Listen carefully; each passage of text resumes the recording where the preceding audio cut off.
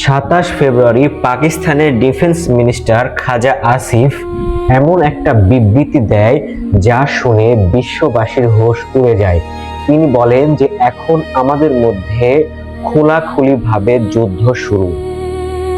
তিনি এমনভাবে বিবৃতি দেন যাতে করে সাধারণ মানুষরা এটা বুঝতে পারে যে পাকিস্তান এবং ইন্ডিয়ার মধ্যে যুদ্ধ, কিন্তু না, পাকিস্তান এবং তালেবানের মধ্যে যুদ্ধ।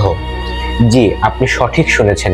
কিন্তু কেন, কি এমন কারণ হলো যে পাকিস্তান এবং আফগানিস্তানের মধ্যে যুদ্ধের তিনি বিবৃতি দিলেন? ওই তালেবান যাকে পাকিস্তান বানিয়েছে, পাকিস্তানের আইএসআই ট্রেনিং দিয়েছে, টাকা দিয়েছে এবং বহু বছর ধরে তাদেরকে সহযোগিতা করেছে, কিন্তু কি এমন কাহিনী হলো, কি এমন ঘটনা হলো যে ওই পাকিস্তান এখন ওই তালেবানকে ধ্বংস করার চেষ্টা করছে? কারণটা আসলে কি? প্রত্যেকটা যুদ্ধে মানুষ মারা যায়, এই যুদ্ধেও মানুষ মারা যাচ্ছে। প্রত্যেক সপ্তাহে 100-র বেশি মানুষ মারা যাচ্ছে, এবং তাহলে প্রতিদিন প্রায় 15 জন মানুষ মারা যাচ্ছে। হাসপাতালে হামলা চালানো হচ্ছে, বাচ্চারা মৃত্যুবরণ করছে। প্রশ্ন হলো একটাই, যে যেই তালিবানকে পাকিস্তানরা বানালো, ওই তালিবানকে কেন পাকিস্তানরা ধ্বংস করার চেষ্টা করছে? আমরা বাহির থেকে যেটা দেখছি, বিষয়টা এতটা সোজা নয়, এতটা সহজ নয়। 1994 সাল, ধুলিত জায়গা দিয়ে কিছু গাড়ি যাচ্ছিল এবং ওই গাড়ির ভিতরে পাকিস্তানের আর্মিরা বসেছিল এবং তাদেরই মাঝে একজন ব্যক্তি বসেছিলেন যার নাম হলো মোল্লা ওমর। এই ব্যক্তি এক চোখ অন্ধ এবং মাথায় পাগড়ি ছিল। এই ব্যক্তি মাদ্রাসায় পড়াতেন। আইএসআই তাকে প্রস্তাব দেয়, আমরা আপনাকে টাকা দিব, পয়সা দিব, ট্রেনিং দিব, অস্ত্র দিব, এর পরিণামে আপনি আমাদের হয়ে আফগানিস্তান দখল করবেন এবং আমাদের হয়ে কাজ করবেন। আসলে এই আইডিয়া ছিল 1990 দশকের একটি আইডিয়া। যখন আফগানিস্তানের তালেবানরা গৃহযুদ্ধে লিপ্ত ছিল, ঠিক ওই সময় পাকিস্তানের কাছে একটি আইডিয়া আসলো যে আমরা যদি এই সুযোগে আফগানিস্তানের সরকারকে হটিয়ে দিয়ে তালেবানকে বসাইতে পারি, তাহলে তালেবানরা আমাদের হয়ে কাজ করবে, আমাদের বন্ধু হয়ে কাজ করবে, আর আমরা ইন্ডিয়াকে সহজেই হারাতে পারব। মোল্লা ওমর এই ডিলকে সে গ্রহণ করে। এরপর আইএসআই তাকে তেলের ট্যাঙ্ক পাঠায়, অস্ত্র পাঠায়।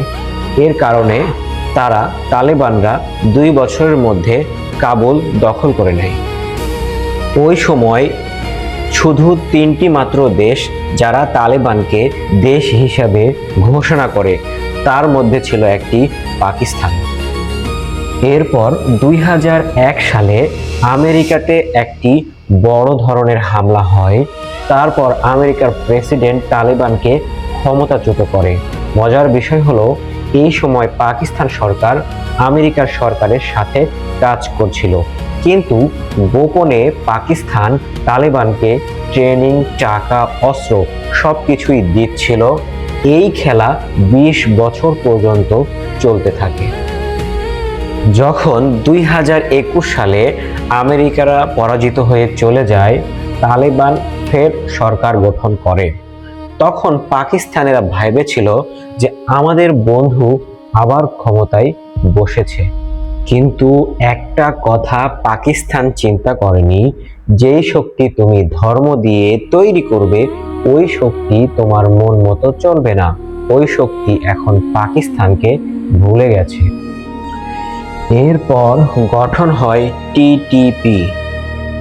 ওই ব্যক্তিরা যারা আইএসআই এর মাদ্রাসায় লেখাপড়া করছিল।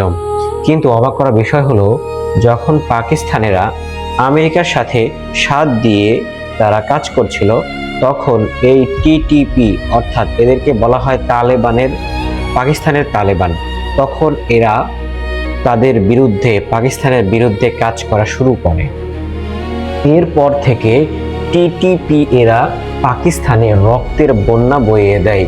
যেমন পেশাওয়ার আর্মি পাবলিক স্কুলে তারা অতর্কিত হামলা চালায়।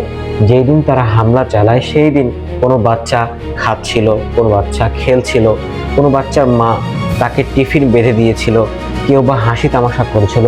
ঠিক ওই সময় টিটিপিরা হামলা চালায় এবং সেখানে 132 জন বাচ্চা মৃত্যুবরণ করে। একজন বাচ্চাকে বাঁচাতে গিয়ে ওইখানকার শিক্ষিকা সেও মারা যায়। সেদিন মোট 149 জন মানুষ মারা যায়। 2021 সালে তালেবান সরকার ক্ষমতায় আসার পরে টিটিপি এর হামলা দ্বিগুণ হয়ে যায়। 2024 সালে 2236 জন মানুষ মারা যায় এবং 2025 সালে 4001 জন মানুষ মারা যায়। এক বছরে প্রায় ডাবল মানুষ মারা যায়। এরপর পাকিস্তানের আর্মি চিফ টিটিপিকে ফান্ডামেন্টাল এনিমি বলে আখ্যায়িত করে। আসলে টিটিপি তারা বলে তারা আফগানিস্তান তালেবানের একটি অংশ। 8 অক্টোবর 2025 টিটিপি পাকিস্তানের আর্মির ওপরে হামলা চালায় এবং পাকিস্তানের 11 জন সৈন্য সেখানে মারা যায়। এরপর পাকিস্তান আফগানিস্তানের রাজধানী কাবুলে হামলা চালায়। উদ্দেশ্য ছিল টিটিপি এর প্রধান নূর ওয়ালি মেহসুদ, কিন্তু সে তো বেঁচে যায়। এরপর টিটিপি আবার পাকিস্তানের আর্মির উপরে হামলা চালায়। পরে তুর্কি এবং মধ্য কিছু দেশের মাধ্যমে তাদের উভয়ের মধ্যে সিজ ফায়ার হয়। এখানে পাকিস্তানের কোনোই দোষ ছিল না। তারা তালেবানকে বলেছিল আপনারা টিটিপিকে হটায়া দেন, তাদেরকে থামান, কিন্তু তালেবান এটা মানতে রাজি নয়। ভাবুন তো, তালেবানের ডিফেন্স মিনিস্টার কাবুলে একটি ঘরে বসে আছে। পাকিস্তানের চিফ তাকে বলছে যে টিটিপিকে বন্ধ করেন, নতবা আমরা আরো বেশি হামলা চালাবো। অন্যদিকে আফগানিস্তানের চিফ ইন্টেলিজেন্স সে বলছিল যদি আমরা টিটিপিকে বন্ধ করি তাহলে তারা আইসিস খোরাসানে যোগ দিবে এবং আমাদের হাজারো যোদ্ধাকে আমরা হারাবো। তাহলে তারা দুই দিক থেকে আমাদের উপরে হামলা করবে। একদিকে পাকিস্তান টিটিপিকে সহ্য করবে না, আর অন্যদিকে তালেবান টিটিপিকে ছাড়তে পারবে না। এখানে এমন একটা গর্ত তৈরি হয় যে গর্ত থেকে দুইজনই বের হতে পারবে না, আর এই গর্তের কারণেই এই সুবিশাল একটি যুদ্ধ শুরু হয়। ফেব্রুয়ারি 2026 শেষের সপ্তাহের দিকে সবকিছু মারাত্মকভাবে চলছিল। 16 ফেব্রুয়ারি টিটিপি পাকিস্তানের চেকপোস্ট সিকিউরিটির উপরে হামলা চালায়। সেখানে 11 জন সিকিউরিটি এবং একজন বাচ্চার মৃত্যু হয়। এর জবাবে পাকিস্তান প্রকাশ্যে যুদ্ধ ঘোষণা করে। 27 ফেব্রুয়ারি 2026 পাকিস্তান কাবুল এবং কান্ধায় এয়ার স্ট্রাইক চালায়, যেখানে তালেবানের বড় বড় নেতারা বসবাস করত। তারা বুঝিয়ে দিতে চাচ্ছিল যে আমরা তোমাদের বড় বড় নেতাদেরকে মেরে ফেলতে সক্ষম। 26 ফেব্রুয়ারি থেকে 13 মার্চ পর্যন্ত এই 15 দিনে মোট 76 জন মানুষ মারা যায়, 213 জন মানুষ আহত হয় এবং 1 লক্ষর বেশি মানুষ তাদের নিজের জায়গা ছেড়ে চলে যায়।